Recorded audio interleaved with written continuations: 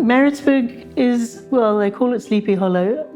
It's not the place that we used to be proud of and happy to be living in.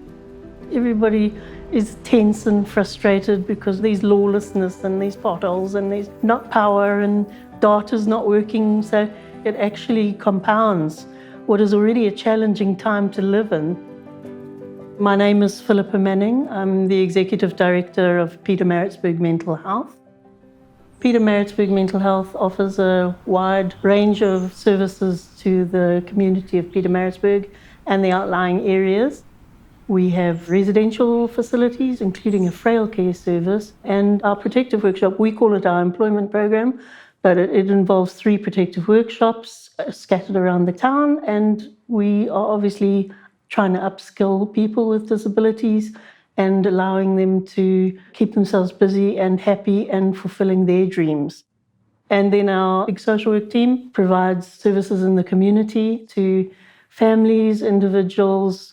I think we're quite proud of all the different kinds of work that we provide. For me, I wouldn't be in any other place other than at PMB Mental Health because I'm finding my work interesting every day. I'm learning something new because the people that we see are different every day. They are all presenting with different personalities, different problems. So, yeah, it's so interesting to wake up every day because I know I'll go home having benefited after helping someone. 37 years I'm dealing with chronic schizophrenia. I take the medication and I also take an injection every month. And also I'm trying to concentrate on exactly how my illness affects me, and I'm trying to present myself like a mentally healthy individual. I could not keep a steady job, and the disability grant I'm receiving from the government is helping me to pay for my fees at the people at home, and I'm receiving food, and I'm getting a place to clean up, to bath, and my clothes are ironed, and I'm getting a decent place to sleep. And I feel that is important for my mental health. People think that because we're called Mental Health Society or Mental Health that we're about people with disabilities. We're trying to say that each and every one of us has a mental health challenge. There's not many people you can talk to that haven't got some kind of mental health challenge, be it a mild depression, severe anxiety, just stress in the workplace that they may be not coping with, never mind all the stress that COVID's caused. Most of the mental care users that we serve are coming from a disadvantaged community where no one notices them. So our role as social workers that are working at mental health is to make sure that we empower them to be heard. We make sure that they also believe that they are people, because most of them, they've lost hope. They don't think they exist, they are people. So what we do here is we make sure that we empower the mental care users, we empower their families, we empower the community. Without community-based organizations, I think the mental health care users will be suffering.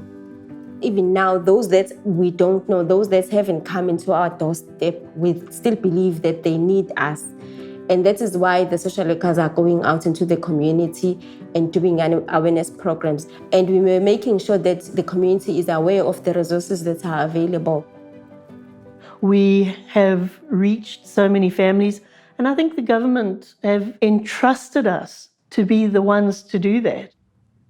They are not actually rendering this service, so that makes us vital in the services that we provide. We've changed people's lives.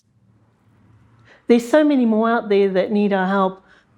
If we could get more of our people back out into the community who haven't got the resources, that's what we should be doing. When we look at COVID now, that has affected so many people. If there were no community-based organization, I don't think they'll be able to survive. since they need so much of trauma debriefing, they need so much of counseling, there's so much of loss within themselves. Others have lost jobs, others have lost their family members. So there's so much that the community needs from us.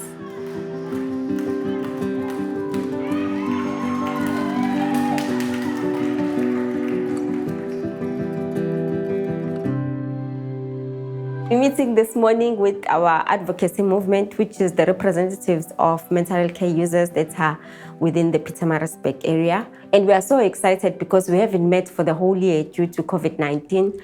So we'll be meeting with about 10 to 11 people. What we'll be discussing more is how COVID-19 has impacted in their lives. And then we just want to know how they're doing and then how are they dealing with the new rules. Sanibonani? Ninjani? Siyaphila, jabulani mina ngijabule yazi nginibona. I'm happy to see you. And it's been really long time. We have now been hit by COVID with the actual disease.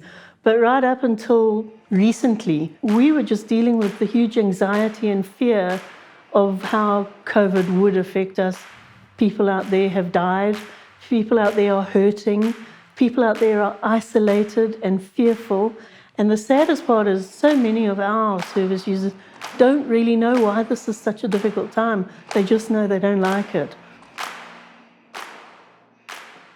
Amen. They introduced a lockdown and people were dying in huge numbers. It was a pandemic and we were all worried in case we were going to die. I was worried myself and I had to listen carefully to the adjustments we had to make and I had to adhere strictly to it in great concern that I will not get sick. I got diabetes, I got pressure, but I made the adjustment very well and didn't impact seriously on my mental health.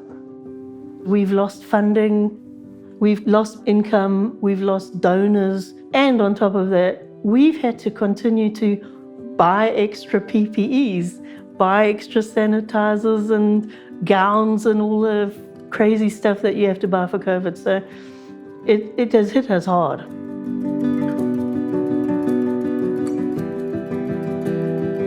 It's kind of a stuck record for mental health because the government just does not recognize the need.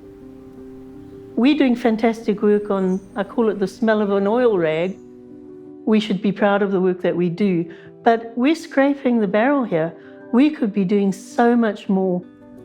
I think the stigma of mental health pushes the interest and priority for mental health way down there when it comes to finances. So we need to make ourselves heard. We need to speak out and say that you need to consider that mental health isn't just at the mental health organization, but it's in your office, it's in your state department. All of those people are having mental health challenges as well. When you are not mentally functioning well, obviously you can't be productive. And we need people that are productive in the society, which means mental health should take priority. Look at HIV, look at other, chronic illnesses. They are always high on the list. But people with mental illnesses, when it comes to going to clinic, sometimes there is no medication. Whereas those people cannot survive actually and function fully without the medication. So it's not the priority. Yet there is no health without mental health. Sometimes I do feel like I'm treated like I'm a danger to society. People need to get to know us better, and then they will relate to us in terms of how they, judge us, perhaps. Mental health is a part of everyday life.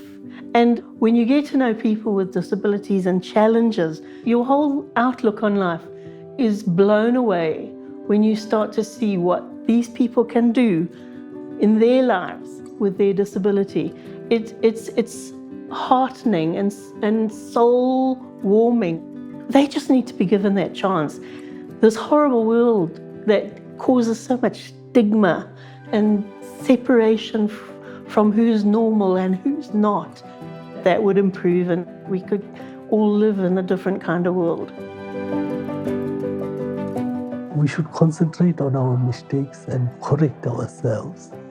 And also we must never give up.